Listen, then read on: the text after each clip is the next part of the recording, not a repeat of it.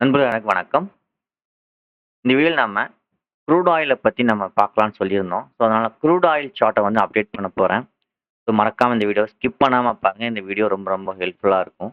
நம்ம இப்ப ஏன் க்ரூட் ஆயில் சார்ட்ட பார்க்குறோம் அப்படின்னு பார்த்தீங்கன்னா, அ க்ரூட் ஆயில் சார்ட் வந்து டிஃபிகல்ட்டான ஒரு வேவ் ஸ்ட்ரக்சர கிரியேட் பண்ணியிருக்கு. ஸோ, இந்த வேவ் ஸ்ட்ரக்சருக்கு க்ரூட் ஆயில் எங்க போக சான்சஸ் அதிகமா இருக்கு அப்படின்னு பார்த்தீங்கன்னா, கிட்டத்தட்ட வந்து $150 வந்து போக சான்சஸ் இருக்க மாரி காமிக்குது.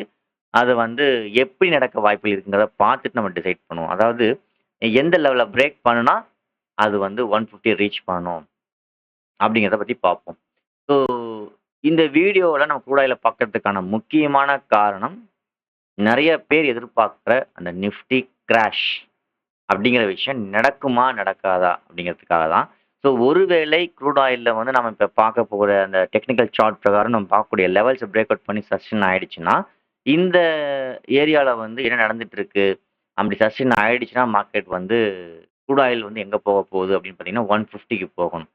அது வந்து லெவல்ஸ் வந்து கிட்டத்தட்ட இந்த வேவ் ஸ்ட்ரக்சர் பிரேக் அவுட்டே வந்து ஆ சேஞ்சஸ் ஆயிட்டு 150க்கு போறதுக்கான செட்டப் தான். ஆ இருந்தாலும் ஒரு கன்ஃபர்மேஷன் வந்து ஒரு லெவல பிரேக் பண்ணா தான், நம்ம அத வந்து இன்னொரு அகைன் கன்ஃபர்மேஷன் பண்ண முடியும். ஸோ அது மாதிரி நடந்த பிறகு, நம்ம நிஃப்டி சார்ட்ட வந்து அப்டேட் பண்ணுவோம். அப்ப நிஃப்டியோட சார்ட் வந்து செல் ஸ்ட்ரக்சர்ல இருக்கா? என்ன மாரி லெவல்ல இருக்கு? அப்படிங்கிறத அனலைஸ் பண்ணிட்டு, ஸோ 2யும் கம்பேர் பண்ணி பார்த்துட்டு, அதன் பிறகு நிஃப்டி கிராஷ் ஆக சான்சஸ் இருக்காங்கிறத நம்ம கண்டுபிடிக்க முடியும். சரிங்களா?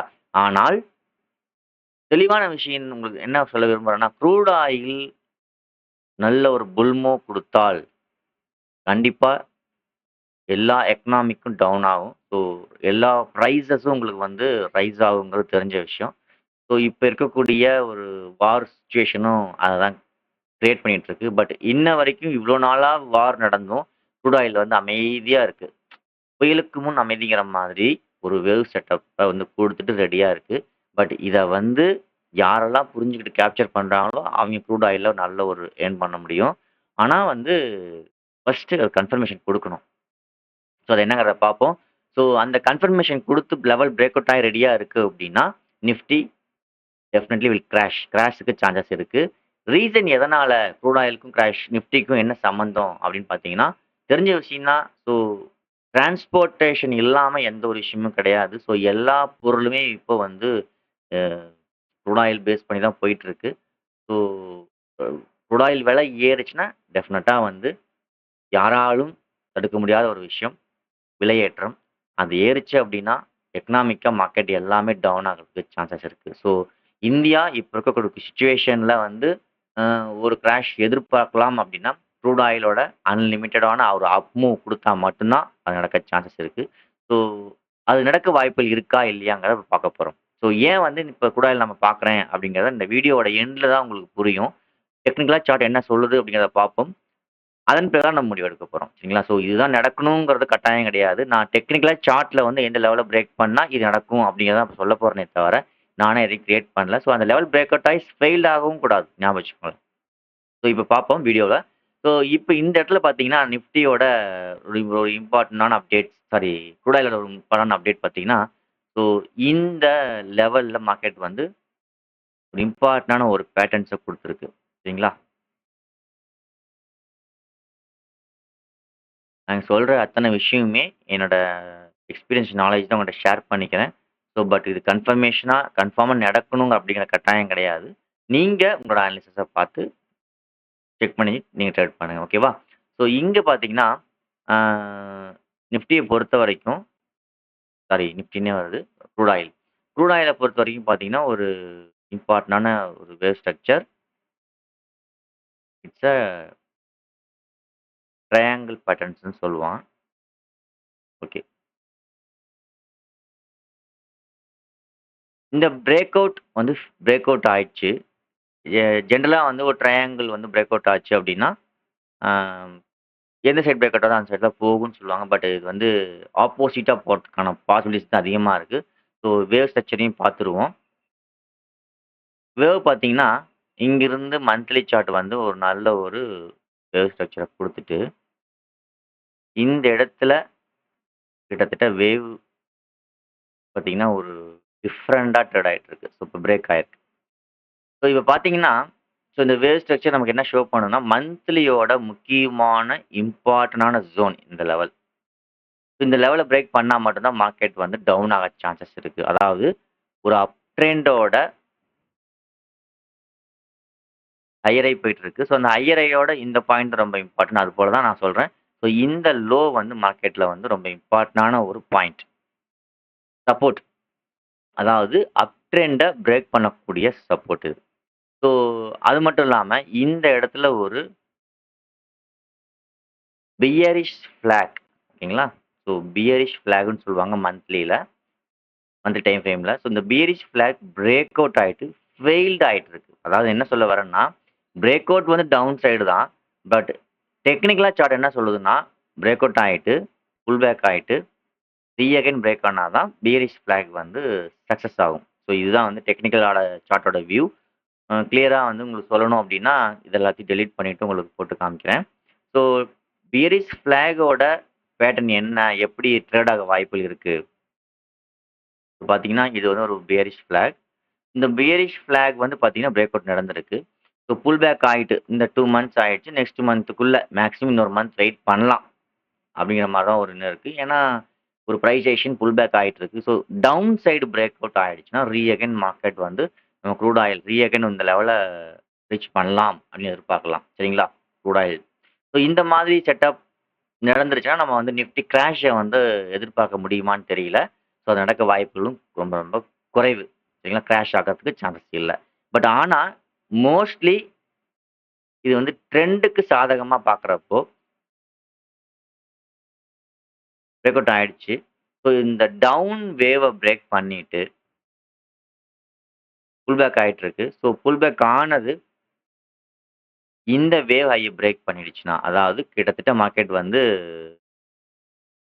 1 செகண்ட் லெவல் பார்த்துக்குவோம். $89 ஓகேவா? ஸோ ஒருவேள மார்க்கெட் வந்து 89-90 இந்த டாலர்ஸ் பிரேக் பண்ணி ட்ரேட் ஆக ஆரம்பிச்சுச்சுன்னா, மார்க்கெட் வந்து ஒரு நான் ஸ்டாப்பா ஒரு அப் மூவ் குடுக்கறதுக்கு சான்சஸ் இருக்கு. ஞாபகம் வச்சுக்கோங்க. அப் டூ $150 வரைக்கும் போக சான்சஸ் இருக்கு. நாம ரொம்ப ரொம்ப ரொம்ப கம்மிங் ட்ரேடிங் செஷன்ஸ்ல நம்ம பார்க்க வேண்டியது க்ரூட் ஆயில் சார்ட் ரொம்ப இம்பார்ட்டன்ட்டா அப்டேட் பண்ணணும். காரணம் என்னன்னா, நிஃப்டியோட கிராஷ் இத பேஸ் பண்ணி தான் இருக்க போகுது. இன் கம்மிங் டேஸ்ல. ஸோ இங்க பிரேக் அவுட் நடந்தது ஒருவேள வந்து மார்க்கெட் வந்து $89 வந்து பிரேக் அவுட் நடந்துருச்சு அப்டின்னா, ஏன்னா வந்து பிரேக் அவுட் ஃபெயில்ட் ஆயிட்டு ஆப்போசிட் பிரைஸ் ஆக்ஷன பிரேக் பண்ணுது. நான் சொல்றத புரிஞ்சுக்குவீங்கன்னு நெனைக்கிறேன். ஸோ என்னோட நாலேட்ஜ் உங்கள்ட்ட ஷேர் பண்ணிக்கிறேன். ஒருவேள உங்களுக்கு தெரிஞ்சிருந்தா நீங்க அப்டேட் பண்ணலாம். கமெண்ட்ஸ் பண்ணுங்க. அதுக்கு நான் ரிப்ளை பண்றேன். ஸோ ஒரு பீரிஷ் ஃபிளாகோட பிரைஸ் ஆக்ஷன் லோ பிரேக் ஆயிருச்சு. ஸோ பிரேக் ஆனது ஒருவேள புல் பேக் ஆயிட்டு மார்க்கெட் ரிவர்ஸ் ஆகவும் சான்சஸ் இருக்கு. பட் அது நடக்குமாங்கிறது தெரியல. ஏன்னா மந்த்லி டைம் ஃப்ரேமோட முக்கியமான ஜோன் இது. ஸோ இந்த ஜோன் வந்து இருக்கறனால ரொம்ப ரொம்ப வந்து மார்க்கெட் வந்து டவுன் சைட் போறதுக்கு பாசிபிலிட்டிஸ் குறைவுன்னு நான் சொல்றேன். ஏன்னா மந்த்லி ட்ரெண்ட் அப் ட்ரெண்ட்ல இருக்கு. அப் ட்ரெண்ட்ல ஒரு பேரிஷ் ஃபிளாக் குடுத்திருந்தாலும் இது பிரேக் அவுட் ஃபெயில்ட் ஆகும் அப்படின்னு நான் எதிர்பார்க்கிறேன். ரீசன் என்ன? ஏன்னா monthly time frame up trend. So bearish flag வந்து ஒரு ஃபெயில்யூர குடுத்துட்டு அப் ட்ரெண்டுக்கு சாதகமா பிரேக் அவுட் நடக்கலாம்ன்றதுனால தான் நான் வந்து ஹை சைடுல நான் எதிர்பார்க்குறேன். இதுதான் உண்மையான ஒரு விஷயமும் கூட. ஸோ அதுக்கு தகுந்த மாதிரி நீங்க நியூஸஸும் உங்களுக்கு அப்டேட் ஆயிட்டு இருக்கு. என்னன்னு பார்த்தீங்கன்னா, வார். ஸோ இவ்ளோ வார் நடக்கிறதுக்கு குரூட் வந்து ஏன் இவ்ளோ அமைதியா இருக்கு? நீங்க யோசிச்சு பார்க்கணும். இந்த அமைதியா எதுக்காக? இவ்ளோ நாளா வார் நடந்துட்டு இருக்கு. ஏறும் ஏறும்ன்னு நெறையா பேர் வாங்கியிருப்பீங்க. பட் மார்க்கெட்ல அப்படி ஒரு சிச்சுவேஷனே இல்ல. டவுன் ஆயிட்டே தான் இருந்தது. நீங்க வாட்ச் பண்ணீங்கன்னா தெரியும். ஏன் டவுன் ஆயிட்டே இருக்குன்னா, டெக்னிக்கலா சார்ட் வந்து இங்க பைய குடுக்கல இன்னும். அதனால சொல்ல வரேன். அதாவது பார்த்தீங்கன்னா, கிட்டத்தட்ட உங்களுக்கு தெரிஞ்ச விஷயம் இங்கிருந்து மார்க்கெட் வந்து டவுன் ஆயிட்டே தான் இருக்கு. நெறையா பேர் வார் நடக்குது. க்ரூட் ஆயில் அப் ஆகும், பூம் ஆகும் அப்படின்னு எதிர்பார்த்து எவ்வளவோ பேர் வந்து கால் ஆப்ஷன் சைட்ல ஃபோக்கஸ் பண்ணியிருப்பீங்க. ஸோ அத்தன பேர்த்தையும் மார்க்கெட் வந்து ட்ராப் பண்ணிடுச்சு. ஸோ இப்பயும் ட்ராப் பண்ணிட்டு தான் இருக்கு. ஸோ ஃபைனல் டச்ல இப்ப மார்க்கெட் வந்து இருக்கு. ஸோ இந்த லெவல பிரேக் பண்ணிடுச்சு. கிட்டத்தட்ட இந்த மந்த் எண்ட் ஆகுறப்போ, இட்ஸ் ஃபெயில்டு சிக்னலா தான் இருக்க போகுது. ஸோ டெஃபினட்டா மார்க்கெட் மோஸ்ட்லி என்னோட பார்வையில பார்த்தீங்கன்னா, $89 பிரேக் பண்ண அதிக சான்சஸ் இருக்கு. ஸோ எப்போ இந்த $89 பிரேக் பண்ணி ஃபெயில்ட் ஆகாம இருக்கோ, இந்த லெவல பிரேக் பண்ணக்கூடிய இம்பார்ட்டன்டான டைம்ல நம்ம வந்து என்ன பண்ணணும்னா, நிஃப்டியோட சார்ட்ட வந்து கிளியரா அப்டேட் பண்ணணும். ஸோ அப்படி அப்டேட் பண்ணி செக் பண்ணி பார்க்குறப்போ, மார்க்கெட் வந்து டவுன் சைட்க்கான சிக்னல் இருந்தது அப்படின்னா, நாம அத விடக்கூடாது. ஏன்னா, நிஃப்டி கிராஷ் ஆக சான்சஸ் அதிகமா இருக்குங்கிறத நான் ஹைலைட் பண்ண விருப்பப்படுறேன். பட் இது எல்லாமே என்னோட அனலைசிஸ்ல உள்ள ஒரு இம்பார்ட்டன்டான ஒரு விஷயம். பட் $89 பிரேக் பண்ணி சஸ்டெயின் ஆனா தான் இது நடக்க வாய்ப்புகள் இருக்கு.